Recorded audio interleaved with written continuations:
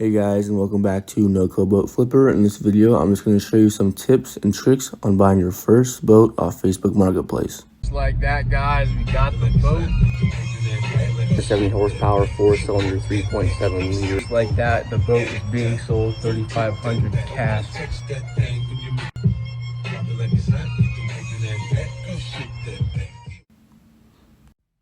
So guys, when buying a boat off Facebook Marketplace, one of the first things you want to do is identify your price.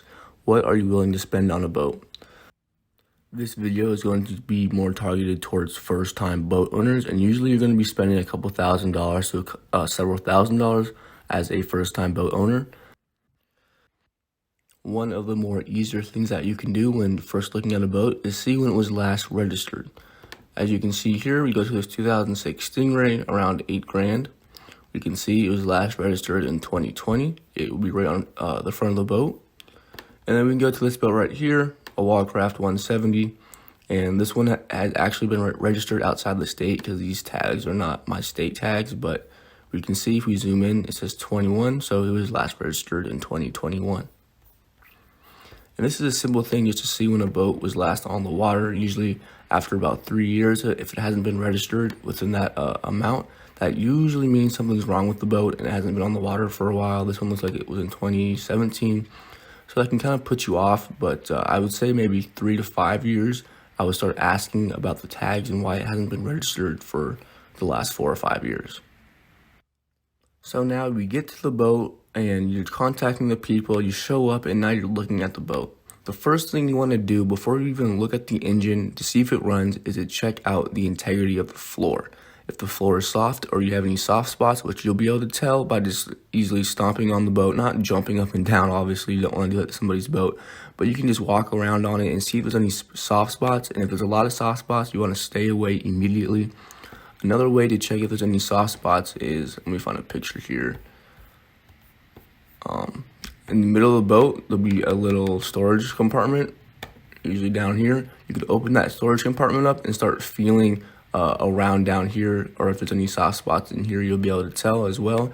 Usually these older boats that you'll buy off Facebook Marketplace are boats that are, even like this Stingray right here, it's fairly a newer boat for first-time boat owners, but usually there'll be pieces of wood covered by fiberglass, and if that fiberglass gets a hole in it or water somehow leaks into it, the wood underneath the fiberglass will be rotted out, and you'll start to lose that the stiffness in the boat. And obviously you want to stay away from anything like that because it doesn't matter if the engine runs or not. If the boat itself is in bad shape, you're gonna have to find a new boat after the boat you just bought was in rough shape.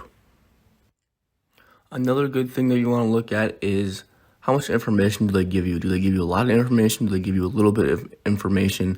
And how fast do they reply to your messages? If they're not replying fast to your messages, if they won't give you any information about the boat, again, that's kind of a red flag. You might want to stay away. Again, when they say we can meet on the lake if you want to have a test drive, that's also a good thing.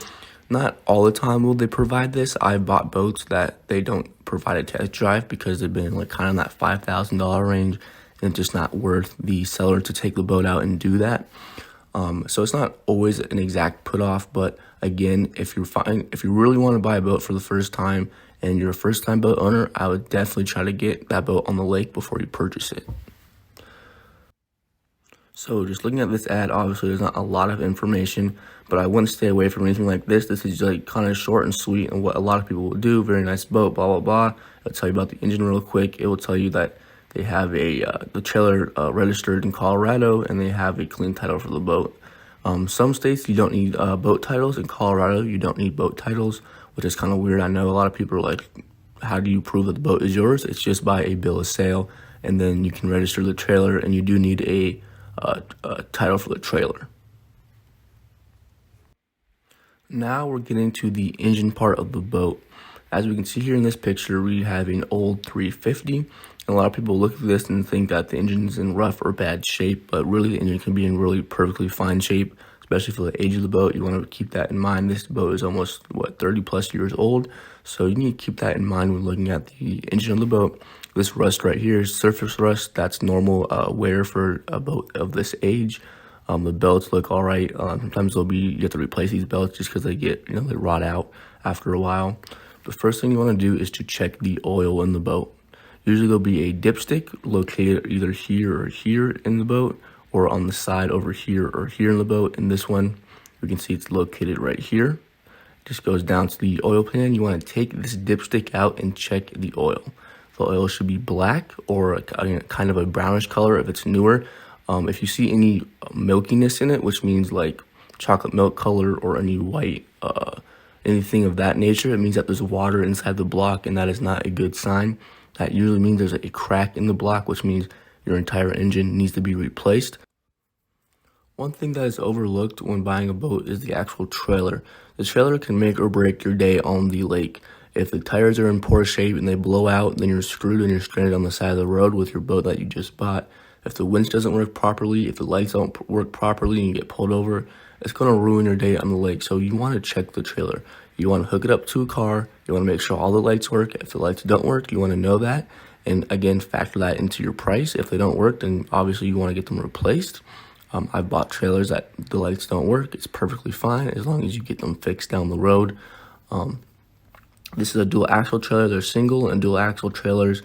For your price point, there's obviously you can get like triple axle trailers, but usually you're going to be dual axle and single axle trailers. You want to make sure that the tires aren't dry rotted, which means that there's like kind of like spider web cracking around the tires. If you see any cracking around the tires, that means the tires will need to be replaced. So again, factor that into your price when negotiating. I've driven trailers that have dry rotted tires down the road just to get it back to the house, but obviously for you taking it out day to day, you want to get the tires replaced because that's going to be a problem. I wouldn't stay away from a boat if it has dry rotted tires or the lights are broken. Again, just make sure you factor that into your price. That trailer we just looked at is in pretty good shape, but we can go to an older trailer like this. You can see there's some rust on it. Again, that's perfectly normal. That's just surface rust. If there's like big holes of rust and it's crumbly, stay away. The trailer is bad. Or again, you're gonna have to get a new trailer, which would be a pain. This one looks like it's a single axle trailer. See if they have any more pictures. No, but again, single axle trailer. A lot of trailers will look like this. Not a big deal. You can get them repainted or whatever. So yeah, just again, make sure you look at the trailer. Make sure that they have a title to the trailer, because it's gonna be a pain. If they don't have a title to the trailer, then you have to get a homemade title, and it's just a big hassle. So make sure they have a title to the trailer, and make sure that the wheels are in good shape so you can take it back home safely. And if the lights don't work, that is fine, but just be aware of it. And if you need to get them replaced, get them replaced.